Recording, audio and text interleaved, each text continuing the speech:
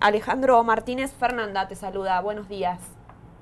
Hola Fernanda, buenos días. Bueno, gracias por atendernos. ¿Qué vieron en los bosques, en los árboles, en la densidad de árboles que tenemos en nuestro país para empezar a cuestionar y a preguntarse cómo va a ser, qué impacto están teniendo los bosques respecto del cambio climático y cómo va a ser la calidad de la madera finalmente?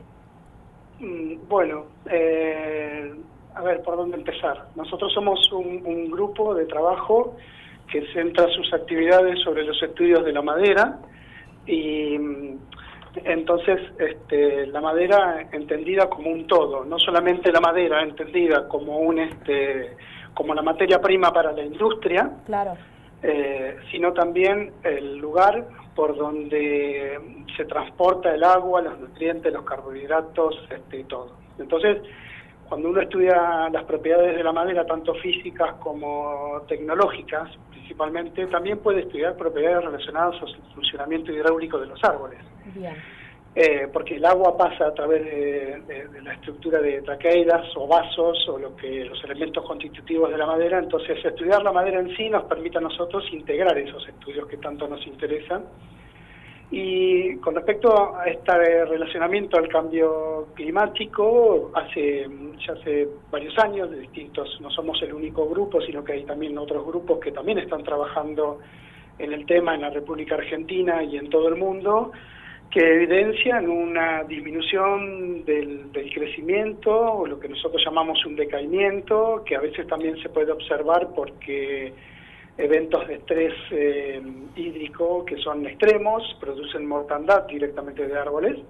Entonces ahí es donde a nosotros nos picó de alguna manera el bichito, para decirlo así medio mal y pronto, sobre qué capacidad teníamos o cómo podíamos de alguna manera predecir qué árboles podrían sobrevivir y qué árboles en realidad mueren, o si mueren, ¿por qué mueren? Claro.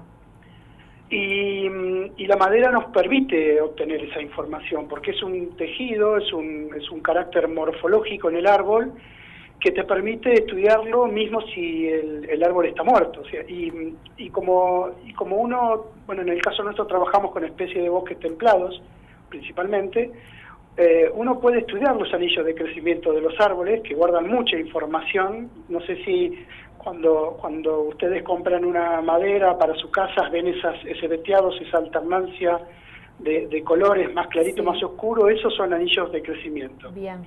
Entonces nosotros estudiamos no solamente el ancho de los anillos de crecimiento, como son los estudios de dendrocronología o de dendroecología, sino que también nos interesamos en las características estructurales de esos anillos. Claro. Cómo son los elementos anatómicos y cómo es la densidad de la madera, con el objetivo de comparar en algunos casos árboles vivos y muertos, y en algunos casos tratar de comprender tendencias, con el objetivo también de poder predecir la capacidad de sobrevivencia de algunos árboles. Claro, claro. En este contexto de cambio climático, donde en algunas regiones el cambio climático podría producir efectos negativos y en otros son inciertos, o hasta inclusive se puede hablar de efectos positivos. ¿En qué zonas de nuestro país analizaron esta densidad en los árboles que nos explicás? Nosotros estamos trabajando, bueno, yo trabajo en la estación experimental de INTA Bariloche. Bien. Y trabajamos, nuestra área de incumbencia es Patagonia Norte. Bien. Pero trabajamos en colaboración con grupos de INTA y CONICET Tandil, de INTA Monte Carlo en Misiones. O sea, somos una red bastante amplia. Me estaría olvidando de algunos. Trabajamos con investigadores franceses del INRA, que es un organismo muy similar al INTA en Argentina. Trabajamos con gente de CONICET, o sea, formamos una red de trabajo bastante amplia, pero básicamente hemos llevado estudios en el ciprés de la cordillera, una conífera que es endémica de los bosques andino-patagónicos, que se distribuye del lado chileno y del lado argentino, donde los últimos trabajos, no solamente nuestro trabajo, sino de otros grupos de investigación de la región, como de la Universidad de Río Negro, han puesto en evidencia que en realidad una enfermedad que se conoció en los años 40, 1940 aproximadamente, y que en la región se lo llamó como mal del ciprés, que en realidad justamente se produce una mortandad de árboles, se podría empezar a comprender que está asociado a eventos de estrés hídrico. Bien. Y no solamente en el ciprés, sino, por ejemplo, para hacerlo más visual, nosotros en el año 1998-1999 tuvimos uno de las sequías más grandes que hubo en la región, más intensa, perdón, no más grande, que hubo en la región patagónica, que produjo la mortandad también de los coigües, que son unos notofagus de los bosques nativos, pero también afectó el crecimiento, también afectó la capacidad de sobrevivencia de algunas especies cultivadas en la región, como el pino Oregon, que es una especie introducida de los Estados Unidos, pero que produce una excelente calidad de madera, o el pino ponderosa también, que es una de las especies más plantadas.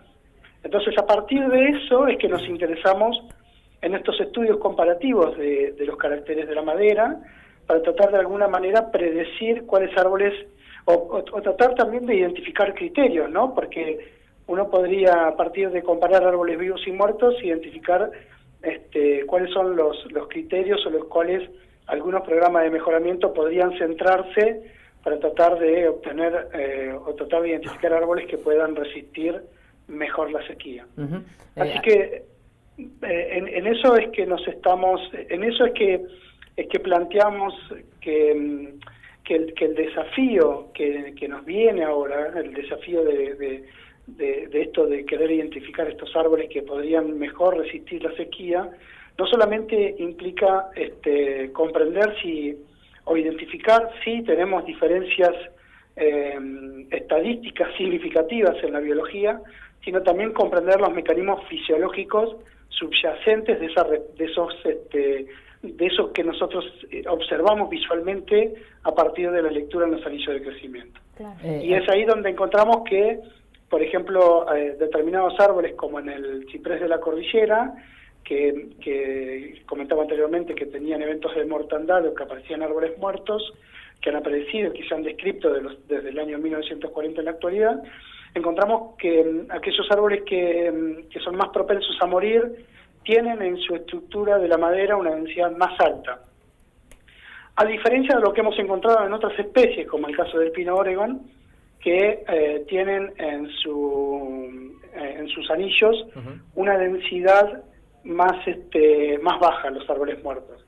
Y eso tratamos de explicarlo, de lo que te comentaba anteriormente, estos mecanismos subyacentes de respuesta de los árboles a eventos a la sequía. Claro. Por ejemplo, en el pino Oregon identificamos que los árboles que tienen esa capacidad de sobrevivir, que son los de densidad más alta, tendrían esta capacidad porque son más resistentes a lo que nosotros llamamos el fenómeno de la cavitación. Como es exactamente lo mismo que pasa cuando uno quiere subir agua de un pozo que se llenan, las cañerías se llenan de aire y se corta la conducción, y bueno, y tenés esos golpes de bomba a veces que se producen, que la bomba tracciona agua, pero como no tiene agua no sale. Tener una densidad más alta en el pino Oregon permite evitar esa cavitación, mientras que en el ciprés de la cordillera, tener una densidad más alta le genera un fenómeno contrario, porque probablemente la estrategia para sobrevivir a la sequía en el ciprés de la cordillera sea más oportunista, tener una capacidad de poder responder o de crecer cuando realmente el agua está presente. Claro. Entonces aquellos árboles que tienen una menor densidad podrían tener una mayor capacidad de resiliencia a un evento de estrés hídrico extremo y ser aquellos que sobreviven finalmente a eventos de estrés hídrico. Alejandro, buen día. Javier es mi nombre. Tengo entendido que hace más de 20 años, desde el 98, estás en el INTA, has trabajado en Francia, y te quiero preguntar justamente por eso, en dos palabras, cómo es un poco la situación allí. Sabemos que hay cadenas boscosas como las Ardenas entre Francia y Bélgica, por ejemplo. ¿Hay algún parangón que pueda hacerse entre esa zona de Francia al menos y alguna parte de lo que puede ser la Argentina, la Patagonia Norte, como mencionas? Sí, bueno, Europa Central está muy afectado. De hecho, todo lo que es su cadena productiva, que está basada sobre algunas especies, como podría ser la picea, o por ejemplo, de vuelta el pino Oregon, que es una especie que se cultiva mucho en Francia, están teniendo problemas, han tenido problemas de mortandad de árboles. De hecho, la colaboración con ellos surge porque hay problemas que son en común. Mismo en algunos casos afecta la biología reproductiva. A ver, zonas de nosotros, los que trabajamos en mejoramiento genético, instalamos lo que llamamos huertos semilleros, zonas donde tenemos árboles que son seleccionados genéticamente y donde queremos cosechar semilla para producir mejores árboles para mejores plantadores, por ejemplo. Claro. Y estas zonas de producción de semilla, producto también de lo que es el aumento de la temperatura, están teniendo problemas justamente de capacidad de producir granos. Con lo cual hay estrategias, hay adaptaciones de los programas de mejoramiento que no solo implica identificar árboles más resistentes a la sequía, sino que también implica en la necesidad de movilizar las áreas de producción de semilla hacia más al norte, por ejemplo, capaces de identificar áreas o zonas donde la producción de semillas para las nuevas plantaciones es adecuada. Claro. O mismo en el caso de plantearse silviculturas alternativas a la producción de madera, donde directamente ya tienen que ir al reemplazo de especies o a turnos de producción de madera más corta. Bien. Alejandro, muy interesante todo lo que han analizado y cómo esto tiene un impacto directo no solo en los árboles y en los pulmones del planeta, sino también en la madera como materia prima. Le agradecemos mucho estos minutos. Bueno, muchas gracias a ustedes por haberse interesado en la investigación. Un saludo. Un saludo. Bueno, Alejandro Martínez Meyer.